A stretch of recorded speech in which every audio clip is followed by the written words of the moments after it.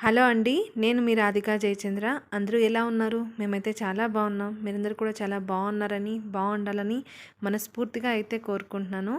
So, మనందరికీ తెలుసు కదా, వామాకుతో చాలా ప్రయోజనాలు అయితే ఉన్నాయనేసి. అందుకే దీన్ని చాలా రకాల కషాయాల్లోనూ, ఇంకా బజ్జీలు వేయడానికైతే ఉపయోగిస్తాం. కానీ మీలో ఎంతమందికి తెలుసు ఈ వామాకుతో రోటి పచ్చడి చేసుకొని తినొచ్చని?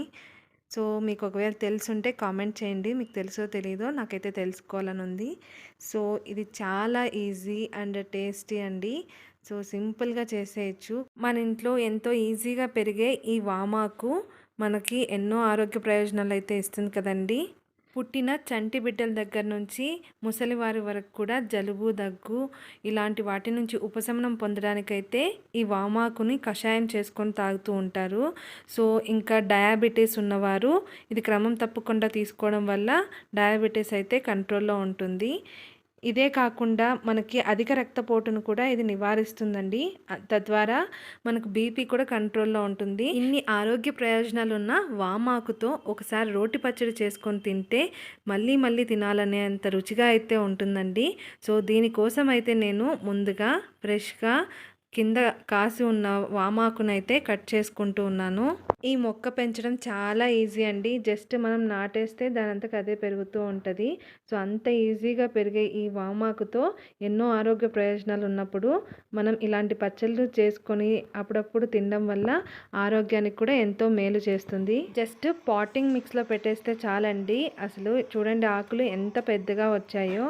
సో, అంత బాగా అయితే ఇది పెరుగుతుంది ఇంట్లో ఈజీగా. మొదట అయితే ఆకులన్నీ ఇలా కట్ చేసేసుకొని నేను శుభ్రంగా కడుక్కుంటున్నానని వాటర్లో 2 టైమ్స్ అయితే నేను కడుగుతూ ఉన్నాను.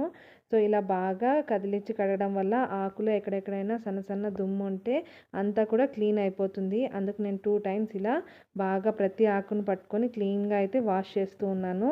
సో, ఈ విధంగా కడిగిన ఆకులను అయితే మనం సపరేట్గా ఒక ప్లేట్లో అయితే తీసుకొని పెట్టుకోవాలండి, వాటర్ అంతా వంపేసి. ఈ పచ్చడి చేయడానికి మనకి మొదట కావాల్సింది వామాకు అండి. నేను ఒక 20 లీవ్స్ అయితే తీసుకున్నాను. ఇంకా నువ్వులు ఒక 2 టేబుల్ స్పూన్స్ తీసుకున్నానండి. ఇవి కాకుండా ఇంకా పోపు దినుసులు 4 రకాలు, శనగబ్యాళ్ళు, ఉద్దిబ్యాళ్ళు, జీలకర్ర, ధనియాలు 2 టేబుల్ స్పూన్స్ ఒక్కొక్కటి తీసుకున్నాను. ఇంకా ఎండుమిరపకాయలు ఒక 10, ఇంకా వెల్లుల్లిపాయలు ఒక 10 తీసుకున్నాను. చింతపండు ఒక నిమ్మకాయ అంత సైజ్ అయితే తీసుకున్నాను. ఇలా తీసుకొని నానబెట్టేశాను. ఇంకా రాళ్ళుప్పు కానీ సాల్ట్ ఏదో ఒకటండి. సో, అన్నిటినీ కూడా ముందుగా రెడీ చేసి పెట్టుకున్నాను పచ్చడి కోసం ఈ విధంగా. సో, మనకి పసుపు ఆప్షనల్ అండి. కలర్ మరీ గ్రీన్గా కాకుండా కొంచెం ఎల్లోయిష్గా రావాలనుకుంటే పసుపు కూడా యాడ్ చేసుకోవచ్చు. సో, ఇప్పుడైతే మనం పచ్చడి ఎలా చేయాలో చూసేద్దామండి. ముందుగా దీనికోసం అయితే స్టవ్ వెలిగించి ఒక ప్యాన్ పెట్టుకొని ప్యాన్ వేడెక్కిన తర్వాత అయితే 2 టేబుల్ స్పూన్స్ నువ్వులు తీసుకున్నాం కదా, వాటిని ఇలా దోరగా వేయించుకోవాలండి. నువ్వులు వేగిన తర్వాత వాటిని ఒక సపరేట్ ప్లేట్లో అయితే పెట్టేసుకోవాలి. ఇప్పుడు అదే ప్యాన్లో కొంచెం 2 టేబుల్ స్పూన్స్ ఆయిల్ వేసేసి మనం తీసుకున్న పోపు దినుసులన్నింటినీ కూడా దోరగా వేయించుకోవాలండి. ఇక్కడ నేను చూపిస్తున్న కలర్ అయితే రావాలి.